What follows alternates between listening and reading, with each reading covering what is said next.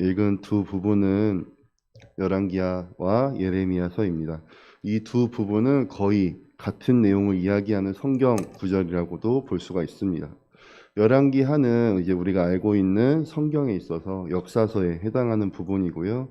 이스라엘이 이제 최종적으로 멸망하는 과정을 보여주고 있습니다.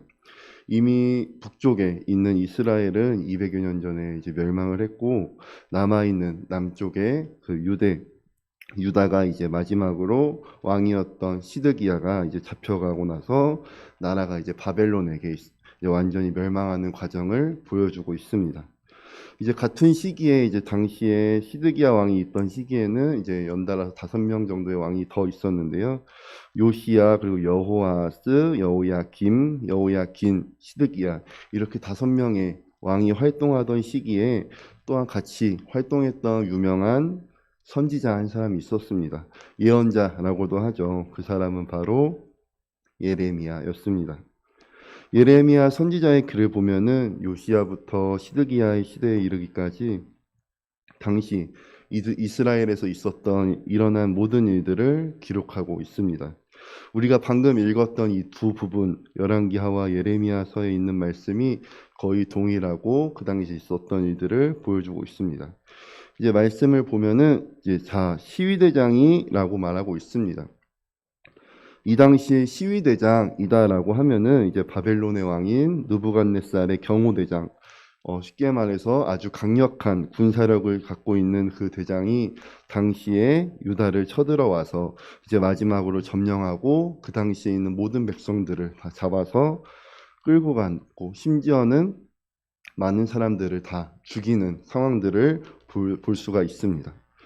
그런데 특이하게도 이제 마지막에 이제 이스라엘 백성들을 다 잡아가고 멸망시킨 상태에서, 그러니까 쉽게 말해서 하나님의 그 언약 백성들을 다 잡아가고 난 후에 다 모조리 다 멸망시키고 난 후에 완전히 모든 것이 다 사라져 보이는 그때에 사람들을 다 잡아간 다음에 그 경호대장이 한 가지 일을 합니다. 그것은 무엇이냐면, 가난한 사람들 중에서 일부를 남겨둬서 포도원과 밭을 경작하게 하였다라고 열왕기하 25장 12절은 기록하고 있습니다. 똑같은 구절, 우리 아까 보았듯이 예레미야 52장 16절에서는 이 경호대장의 이름을 언급하고 있습니다. 그 경호대장의 이름이 누부사라단인데라고 하고 있는데요.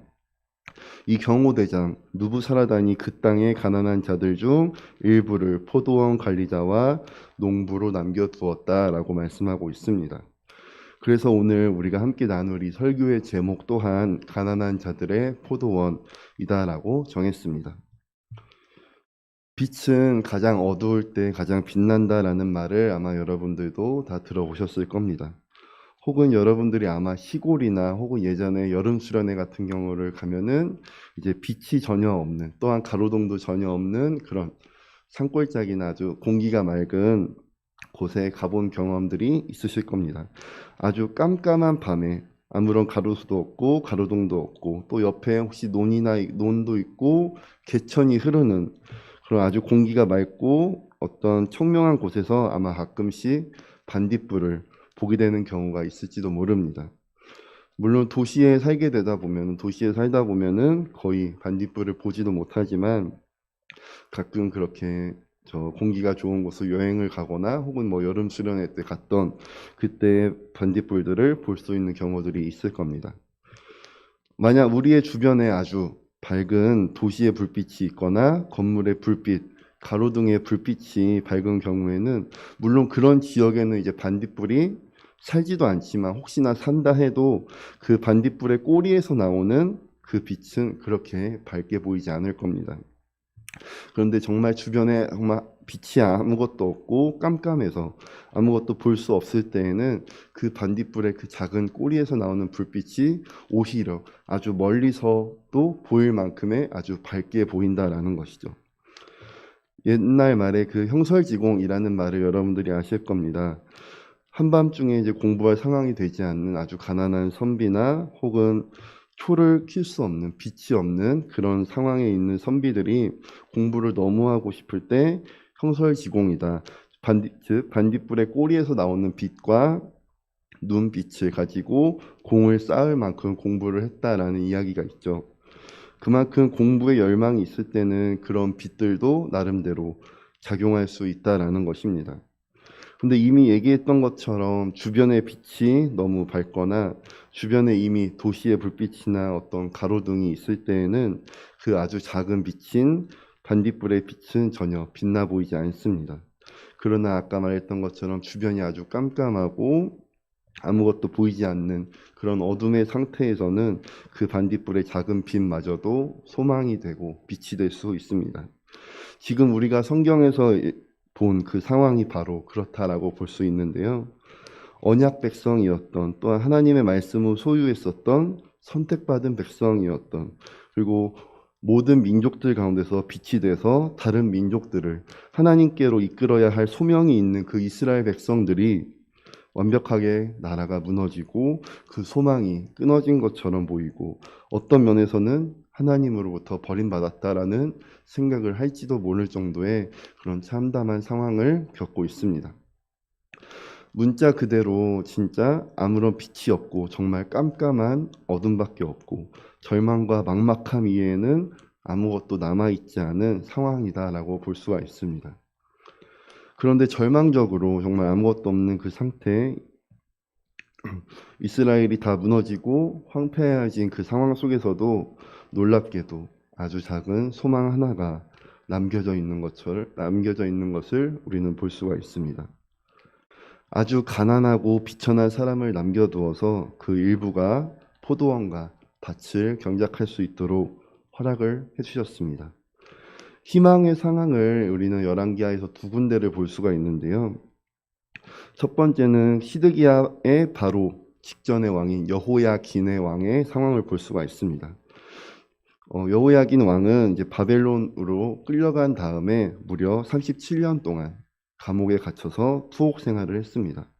그러다가 이제 거의 노년의 이제 마지막 때에 죽기 직전에 노년이 돼서 감옥에서 풀려난 뒤에 그 바벨론의 그 어마어마한 그 무시무시한 그 왕과 함께 겸상을 하는 상황을 우리가 그런 장면이 성경에 이제 나옵니다. 어떻게 보면 이 상황이 굉장히 희망적인 상황이다라고 볼 수 있습니다. 물론 37년의 시간 동안 갇혀 있었고 풀려나서 죽기 직전에 겸상을 하는 상황이지만 어떻게 보면 한편으로는 희망의 상황으로 볼 수 있겠죠. 이제 왕과 겸상을 하면서 이야기를 하면서 앞으로의 미래를 좀 더 선처를 바랄 수 있는 우리의 민족들이나 우리의 가족들을 더 함께 잘 돌봐달라는 식으로 말을 할 수 있기 때문에 희망적인 상황이다라고 볼 수 있을 것입니다. 또 다른 하나의 희망적인 이야기는 우리가 오늘 읽었던 이 포도원 이야기입니다. 그렇다면 포도원이 도대체 무엇일까요? 이사야 5장 1절에 보면은 이렇게 말하고 있습니다. 내가 사랑하는 자를 위하여 노래하되 내가 사랑하는 자의 포도원을 노래하리라 라고 했고요. 또한 5장 7절에는 물은 만군의 여호와의 포도원은 이스라엘의 족속이요 그가 기뻐하시는 나무는 유다 사람이라. 무슨 얘기일까요? 성경에서는 대체적으로 포도원이라는 것은 이스라엘 백성들, 유다 사람들로 표현하고 있다는 것입니다. 그렇게 많이 표현하고 있고 시편 80편 8절에서도 이렇게 표현하고 있습니다. 주께서 한 포도나무를 애굽에서 가져다가 민족들을 쫓아내시고 그것들을 심으셨나이다. 아멘. 출애굽을 하고 가나안에 새롭게 정착한 그 나무가 이제 포도나무인데 그것을 하나님께서 심으셨다. 무슨 말입니까? 이스라엘 백성들을 이제 포도나무로 간주하고 계시다라는 것입니다. 성경에 나오는 그 포도원은 자주 이스라엘 백성들을 비유하고 있고 또한 이것이 아주 중요한 표현인데요. 한마디로 하나님께서 완전히 멸망당해서 소망이 전혀 없어 보이는 이 땅에 가난하고 비천한 자들을 남겨두시고 그들을 통해서 포도원을 경작하게 하셨다라는 말입니다. 즉 이스라엘을 다시 회복시킬 수 있는 소망을 그곳 가운데 남겨두셨다라는 것입니다. 이제 옛 포도원은 파괴돼서 더 이상 소망이 없어 보이지만 새로운 포도원은 여전히 존재하고 다시 한 번 더 갱신되는 것을 볼 수가 있습니다. 그러나 이 가운데 바뀌는 가운데 주체가 이제 바뀌게 되는데요. 예전에는 이제 부유하고 힘이 있고 어떤 영광을 누리는 그런 귀족이나 제사장 혹은 영웅 같은 사람들이 그 포도원을 관리했었다라면은 포도원을 관리했었는데 사실상 그것은 첫 번째 그 포도원을 관리하는 것은 사실상 실패했습니다. 그렇지만 이제 다시 한 번 더 새로운 농부가 등장하게 되고요. 근데 새로운 농부가 등장하지만 그 새로운 농부는 아주 어마어마한 사람도 아니고 귀족이나 제사장도 아닌 힘과 능력이 있는 사람도 아닌 오히려 그 끌려간 사람들 중에서 가난하고 비천한 사람들이 나와서 그 포도원과 밭을 경작하고 있다라는 것입니다. 옛 포도원이었던 그 언약의 이스라엘은 이미 파괴됐고 옛 포도원을 경작했던 포도원 농부들은 이제 전쟁에서 사망하거나 끌려가고 뭐 심지어 유배까지도 당하는 모습을 보여주고 있지만 남겨진 새로운 포도원은 존재했고 또 그 포도원을 경작할 자들은 비천하고 가난한 남은 농부들이 그 역할을 다시 대신하게 되었다라는 것입니다. 공간복음에 보시면은 포도원 비유 또한 나오는데요. 그 포도원 비유에 근거하면은 예수님께서 이런 비유를 하시죠. 이제 포도원을 경작할 만한 사람들을 부르시는데 처음에는 이제 부유한 사람들, 힘이 있고 그 주변에 이제 어떤 영향을 끼칠 만한 사람들을 부르는데 마땅하게 그 포도원을 계승할 수 있을 만한 능력을 가진 사람들이 죽거나 혹은 오지 않거나 하는 상황들을 볼 수 있습니다. 근데 비주류를 그 후에 그 사람이 죽고 난 다음에 이제 그 다음에 주류가 아닌 영향력을 끼치는 사람들이 아닌 비주류라고도 볼 수 있는 그런 사람들이 와서 포도원을 경작하게 되고 포도원을 물려받게 되는 상황을 우리는 그런 이야기들을 볼 수가 있습니다. 결국에는 우리가 이 땅에서 살아가는 동안 우리에게 아주 절망적으로 보이는 상황들이 있습니다. 오늘날의 그 코로나 시즌이 우리에게 그런 절망된 경험을 주는 것을 여러분들 중에 어떤 분들은 겪고 있을지도 모르겠습니다. 그리고 개인적으로 닥쳐온 어떤 여러 가지 어려운 점들 때문에 절망하고 있는 분들도 있을지도 모르겠습니다. 관계에 있어서 어떤 파괴된 상황도 있을 수도 있을 것이고 또한 건강에 어려움이 있어서 긴 어둠의 터널을 지나고 계신 분들도 있겠고 정신적이나 영적인 면에서 어둠의 터널을 지나면서 나에게는 아무런 소망도 없다라고 주장하는 또 그렇게 생각하는 분들이 있을지도 모르겠습니다. 그러나 우리가 방금 읽었던 것처럼 가장 어두운 시기 약속의 민족이 다 멸망하고 사라지고